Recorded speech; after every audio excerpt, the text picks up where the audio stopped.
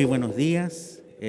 Quiero agradecer en nombre de la Municipalidad de Providencia y particularmente mío, en mi calidad de alcalde subrogante, Rodrigo Rieloff, la presencia del señor ministro Belolio, de la subsecretaria doña Paula Daza, del presidente del Consejo Directivo del CERVEL, don Andrés Tagle, en esta mañana para poder vigilar y supervigilar lo que es la implementación de un local de votación. En Providencia tenemos 495 mesas distribuidas en 16 locales de votación entre colegios tanto públicos como privados. Y la experiencia de todo el personal municipal que se plasma en el desarrollo de un proceso electoral que en esta oportunidad va a ser un mega proceso que va a convocar a los chilenos en esta tan importante elección. Reiterar el agradecimiento de la presencia de los medios y de las autoridades y dejar con la palabra al señor ministro. Muchas gracias. Buenos días. Bienvenido, ministro. Muy buenos días, muchas gracias primero a el dueño de casa, a el alcalde subrogante. Aprovechamos, por supuesto, también de mandarle un saludo a la alcaldesa Evelyn Matei, que obviamente está suspendida en el cargo por las elecciones. Tal como han visto ustedes acá, quisimos mostrar cómo va a ser de distinto este proceso electoral que el proceso que se hizo en el plebiscito. Ese fue un proceso que fue muy exitoso, en donde tuvimos la más alta participación que hasta ahora tengamos de vuelta a la democracia, y queremos que exactamente lo mismo ocurra durante este fin de semana 15 y 16 de mayo. En primer lugar, como ya las personas saben, son 2 días de votación, pero hay que ir solo un día. No es necesario ir el sábado y el domingo, sino que hay que escoger el sábado o el domingo. Segunda cosa que también es importante: los adultos mayores, mujeres embarazadas, personas con discapacidad y aquellos que necesiten ayuda en poder ir a sufragar van a tener preferencia durante los 2 días. Pero hay una recomendación por parte del CERVEL que esas personas puedan recurrir el día sábado entre las 2 y las 6 de la tarde porque hay menos aglomeración. Históricamente son esas las horas en donde hay menor cantidad de personas que están votando y queremos que ellos se sientan absolutamente seguros.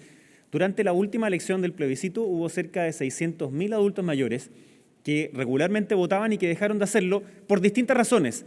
Y por eso es que queríamos explicarles cuáles son estas medidas de seguridad que se están tomando acá, para que haya una confianza absoluta de que se puede votar el sábado o el domingo con total seguridad sanitaria, con total seguridad también en la custodia de los votos, que va a ser seguro de la perspectiva de la seguridad pública y también sanitaria.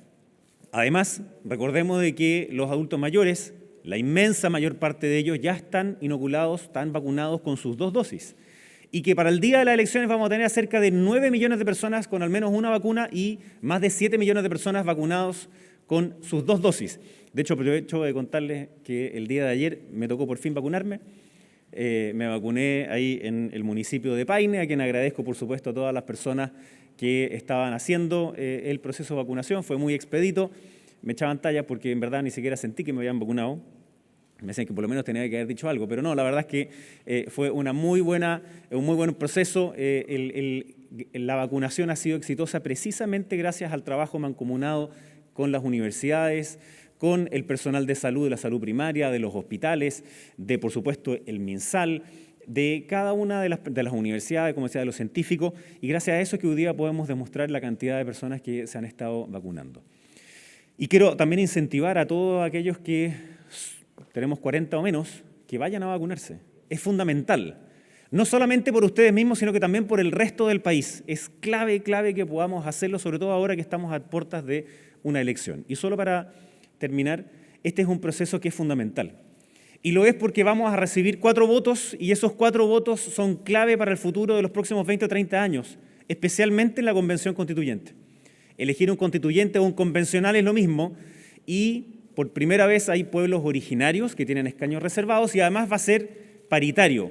Pero que sea paritario no significa que las personas tengan que votar por un hombre y por una mujer. No, tienen que votar por una sola preferencia, o por una mujer o por un hombre, por quienes ustedes quieran, pero un solo voto en el voto de constituyentes, un solo voto en el de alcalde, un solo voto en el de concejal, un solo voto también en el de gobernadores regionales.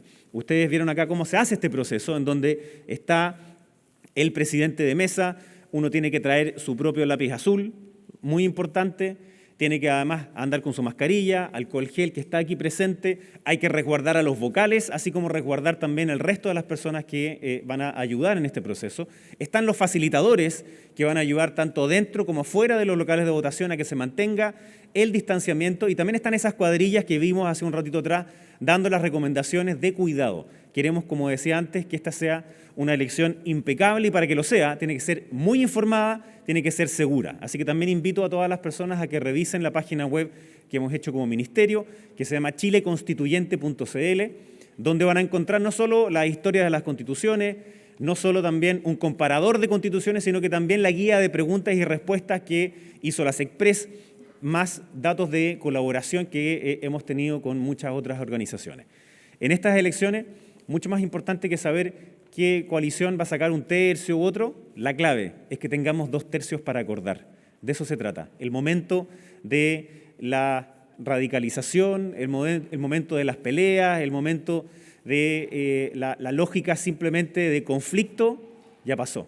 Y este es el momento entonces en que son los votantes, son los ciudadanos quienes escogen con sus votos a quienes van a escribir esa nueva constitución, ese nuevo set de reglas e instituciones, quienes van a dirigir los municipios, así como también sus gobiernos internos de unos municipios como son los concejales y los gobernadores regionales. Estamos en un momento clave, en un momento bisagra. Hoy día la ciudadanía nos pide que nos pongamos de acuerdo. Y qué mejor manera que a través de un acto democrático tan importante como el que tendremos este fin de semana. Muchas gracias. Muchas gracias, ministro, alcalde, ministro, director Andrés. Bueno, como acaba de decir el ministro, este fin de semana vamos a vivir un momento histórico. Un momento histórico porque vamos a tener una elección que se va a realizar en 2 días y vamos a estar en pandemia. Hemos visto cómo en las últimas semanas hemos ido conteniendo la pandemia, hemos visto cómo ha ido disminuyendo el número de casos activos, hemos visto cómo ha disminuido la positividad, pero también hemos ido con un muy buen resultado del punto de vista de vacunación. Son todas medidas sanitarias que nos va a permitir realizar las elecciones este fin de semana. Pero tenemos que realizarlas con la máxima seguridad y por eso hemos nombrado, sigue la ruta del voto seguro. ¿Y qué significa? En que todos los ciudadanos que vamos a salir a votar ese día tenemos que realizarlo con todas las medidas de seguridad y tenemos que ver, como lo hicimos hace unos meses atrás, que fue, la verdad, con la máxima responsabilidad y con la máxima precaución.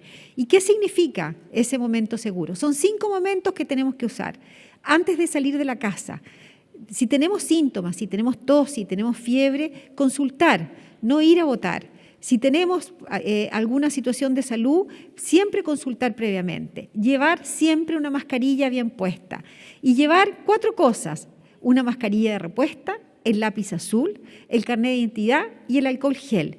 En el trayecto siempre mantener la mascarilla bien puesta.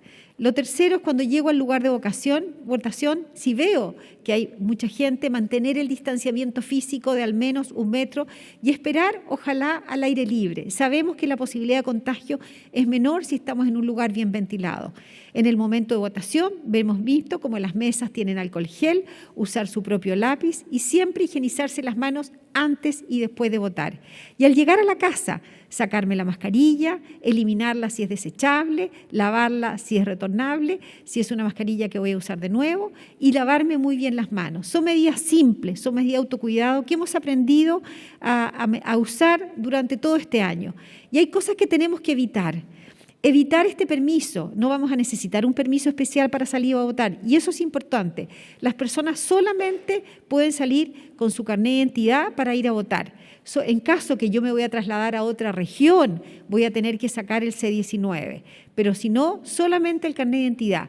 Pero no tenemos que aprovechar ese día para ir para visitar familias, para hacer reuniones sociales. Tengo que ir a votar y volver a mi casa, porque tenemos que mantener estas medidas de autocuidado para poder seguir conteniendo esta pandemia, para poder seguir disminuyendo los casos y para poder seguir avanzando en este paso a paso que tanto deseamos todos. Por lo tanto, los invito ese día a que salgamos con mucha responsabilidad, con mucha precaución, tomando todas las medidas de autocuidado que ya todos conocemos. Muchas gracias.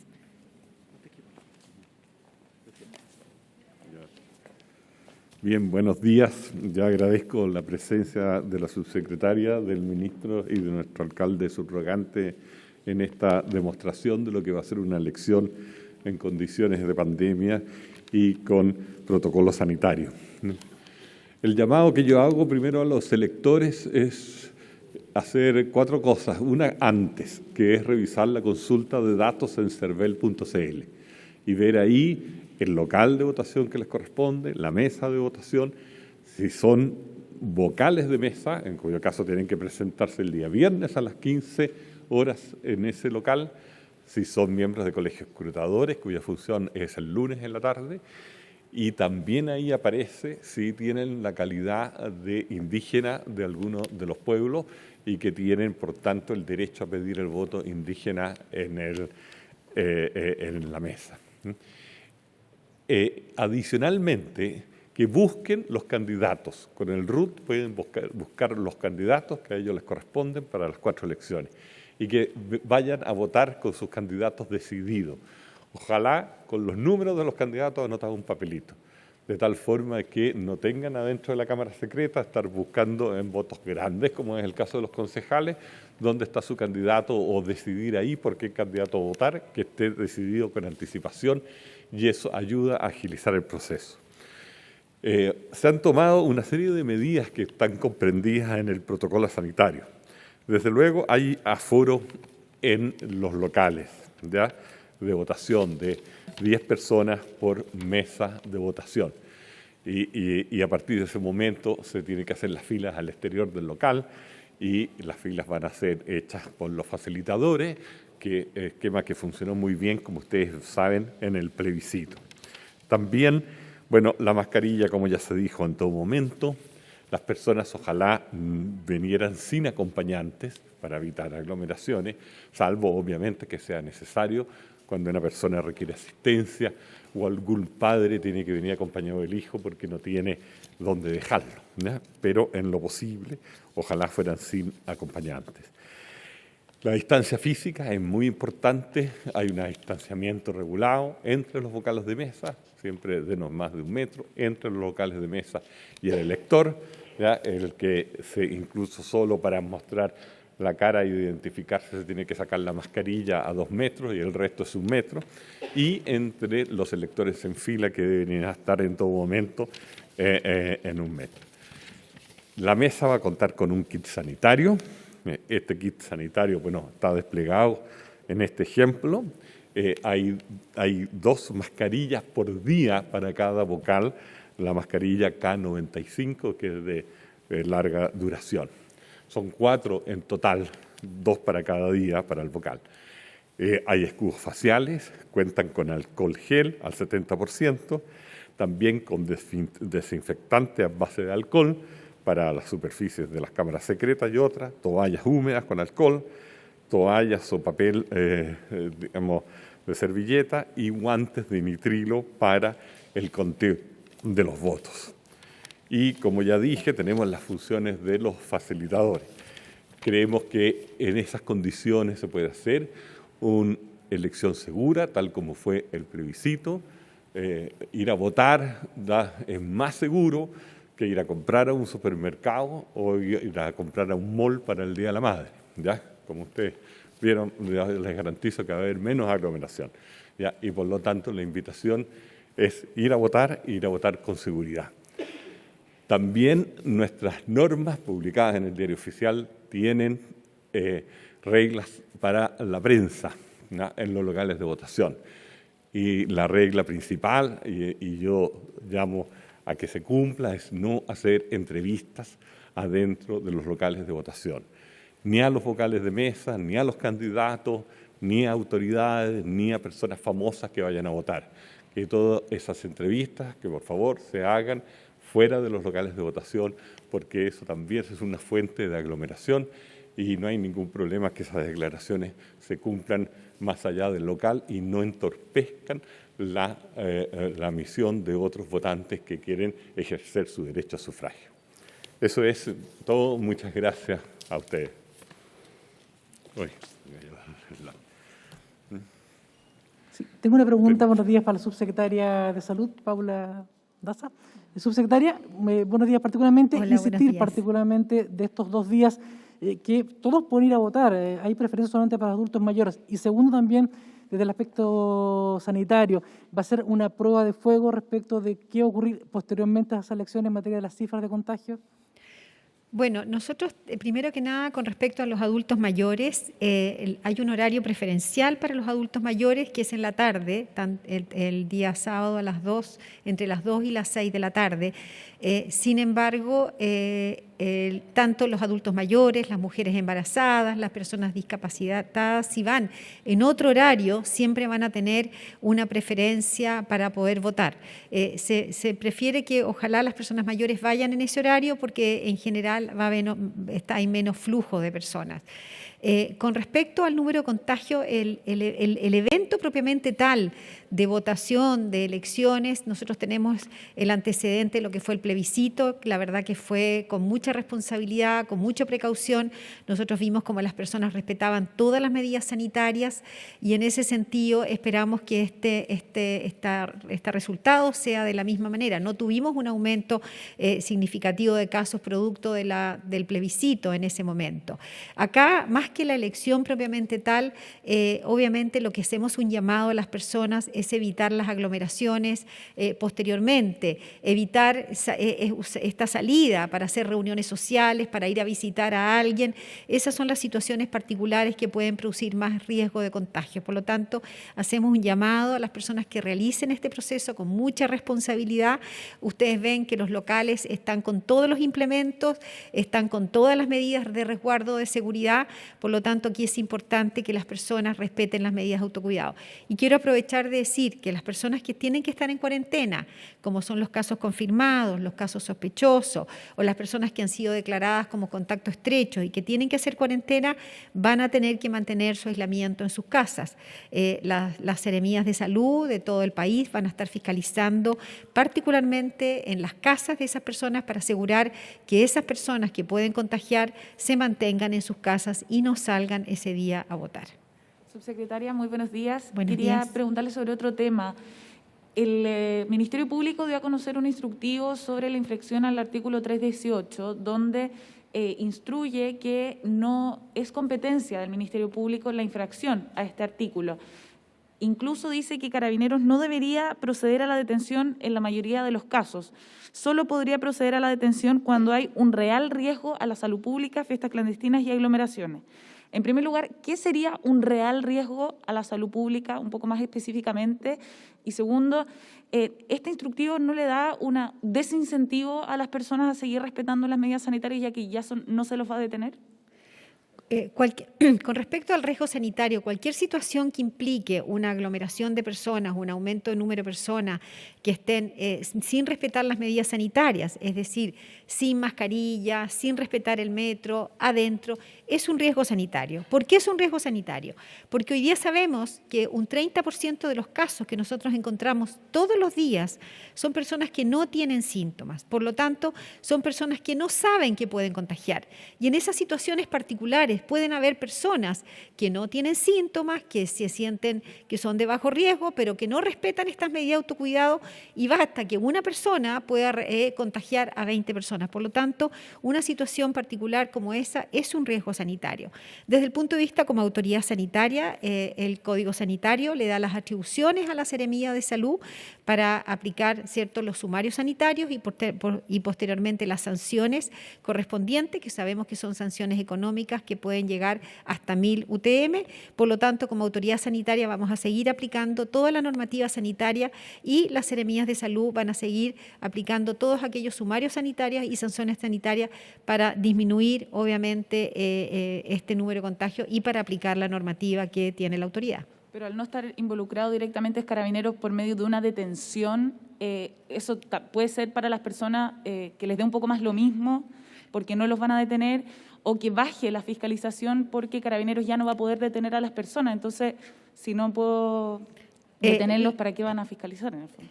Lo que nosotros sí hacemos un llamado a que las personas actúen con responsabilidad. Lo segundo, que como autoridad sanitaria tenemos la atribución de sumariar y de sancionar. Y esa sanción sí es económica. Por lo tanto, la sanción económica es una sanción que puede ser hasta 50 millones de pesos y obviamente una sanción como esa esperamos que las personas hagan respetar las medidas sanitarias. Pero la verdad que esperamos que las personas respeten las medidas sanitarias para disminuir la posibilidad de contagio y no sea la sanción que nos haga actuar en ese momento.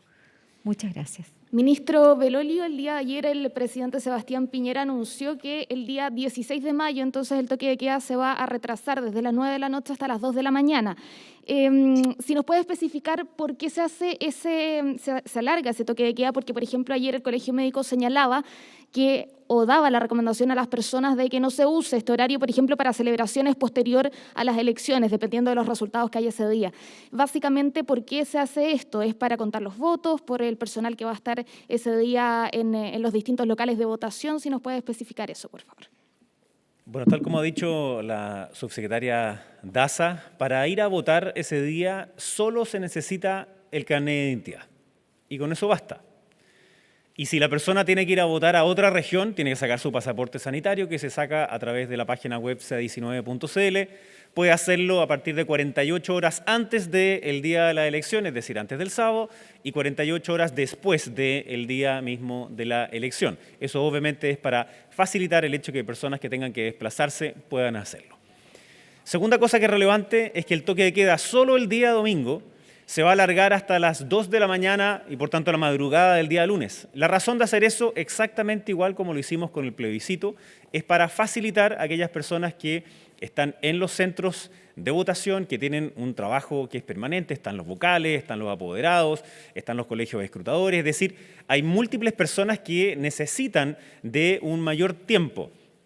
Lo que nos ha dicho el presidente del CERVEL es que, a diferencia de lo que ocurre con las elecciones tradicionales, por ejemplo, con el plebiscito, en que había solo 2 cédulas y cada uno de esos votos tenía solo 2 alternativas, era mucho más rápido y fácil de contar.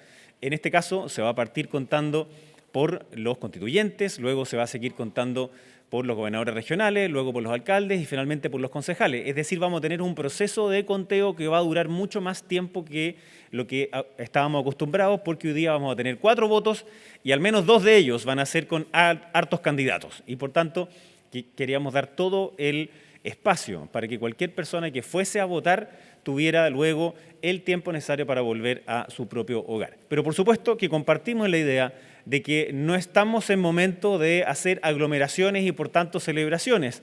Tanto los partidos políticos como los comandos van a tener unos aforos muy reducidos para que ellos puedan encontrarse, pero que siempre sea manteniendo los resguardos que hemos dicho, es decir, con distanciamiento, con el uso de la mascarilla, con ambientes ventilados. Queremos que exactamente igual como ocurrió con el plebiscito, luego del plebiscito no aumentaron significativamente los casos, queremos que suceda exactamente lo mismo esta vez. Ministro, sobre el transporte, el día de las elecciones, si nos puede aclarar si va a ser gratuito, ¿cuándo se va a anunciar eso y en qué ciudades va a ser gratuito? Por favor. Existen 2.036 servicios que son gratuitos, que ya están informados por parte del Ministerio de Transportes. Esos 2.036 son para lugares que son aislados a lo largo de todo el país, particularmente de zonas rurales. Ese tipo de transporte, inclusive en algunos casos, son fluviales, son lacustres. Queremos que ninguna persona quede sin poder ir a votar por motivos del transporte. De hecho, los buses el día domingo van a funcionar en Santiago y en regiones hasta el toque de queda, es decir, hasta las mismas 2 de la mañana. Y en el caso de la región metropolitana va a ser gratuito el metro, tanto el día sábado como el domingo. También lo va a hacer el Metrotren, es decir, el de Alameda Nos, así como también Alameda Rancagua. También lo va a hacer el Biotren en la región del Biobío, también lo va a hacer el Merval, es decir, las mismas condiciones que hicimos para el plebiscito van a estar también en esta misma elección, pero a diferencia del plebiscito que era un solo día, esta vez va a ser los 2 días.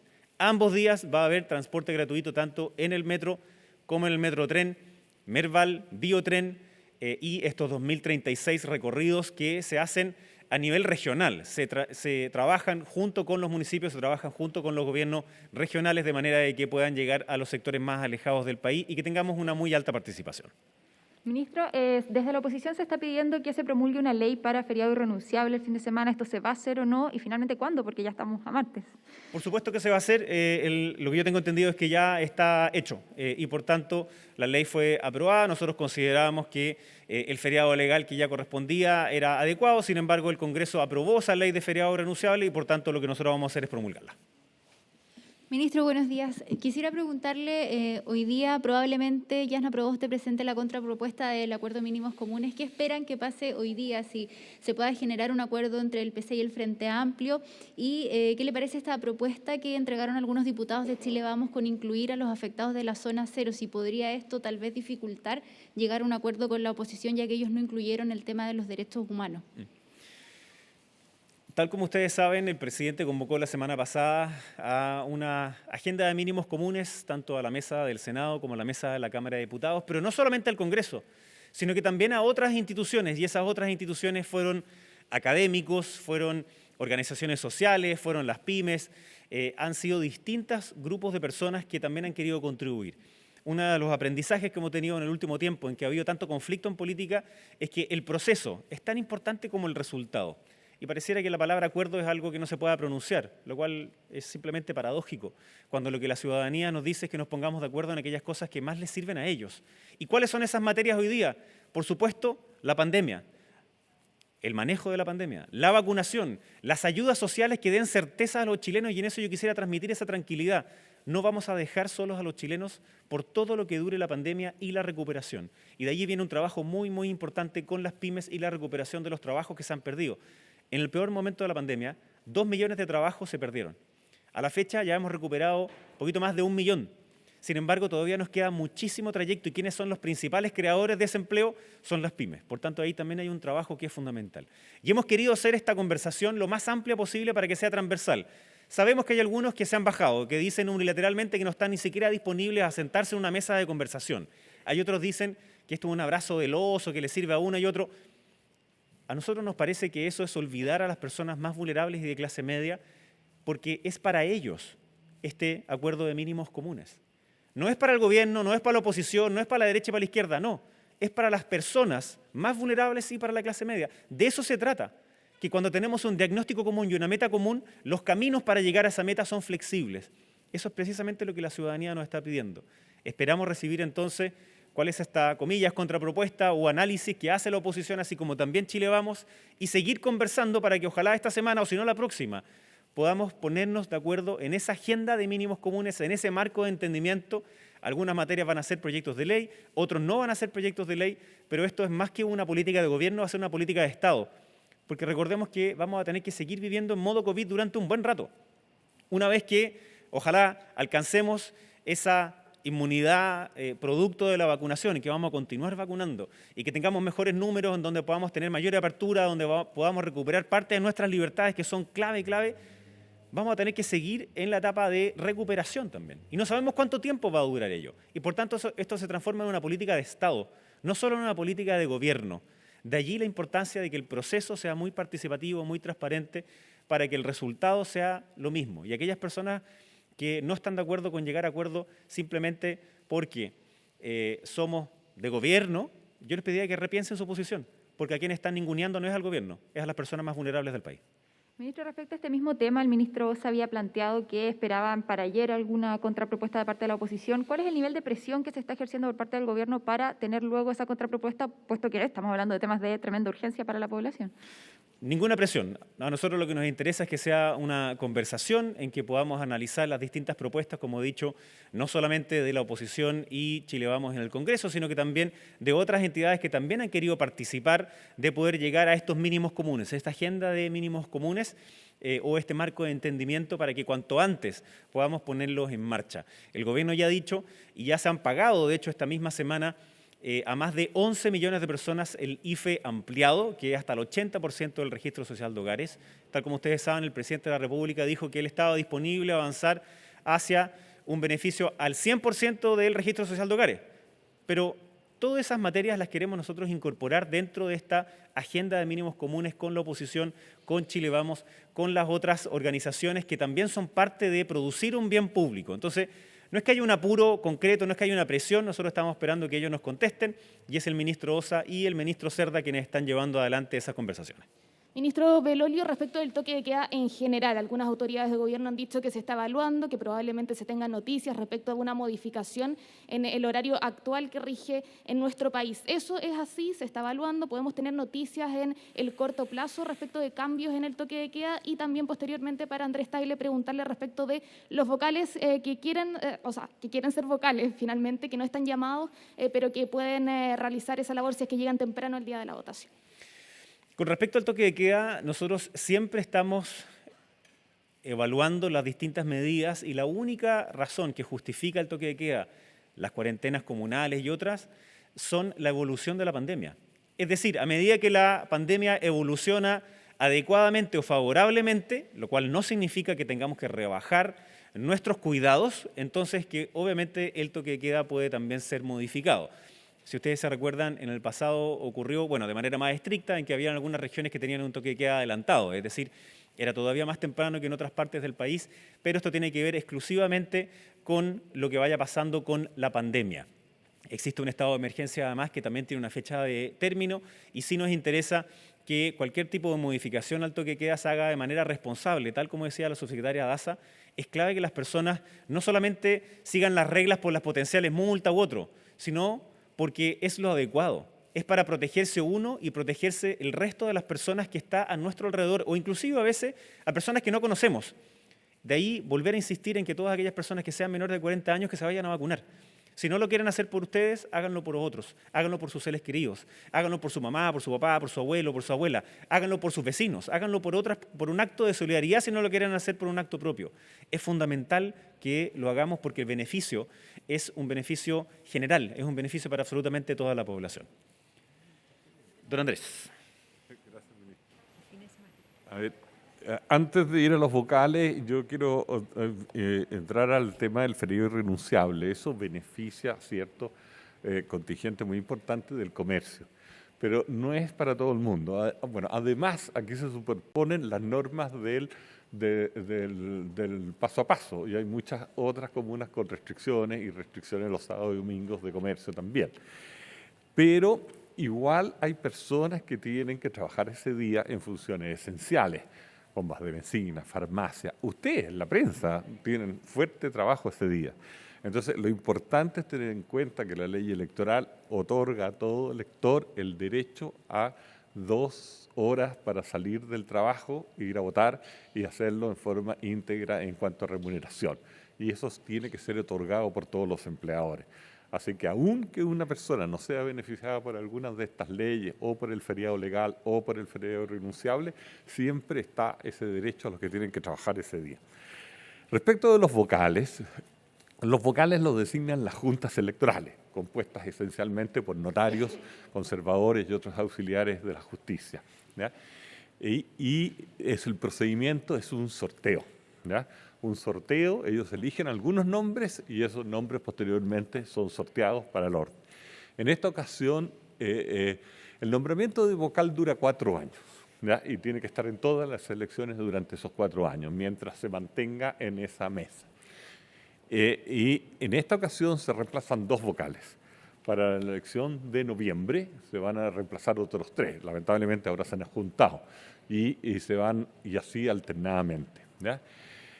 Si cuando una mesa no se puede constituir el día de la elección, a las 9 de la mañana, el delegado del local tiene la facultad o la obligación, mejor dicho, de constituirla a la fuerza, por así decir. Y tiene el derecho, o sea, más que el derecho, debe preferir a aquellas personas que se le ofrezcan voluntariamente.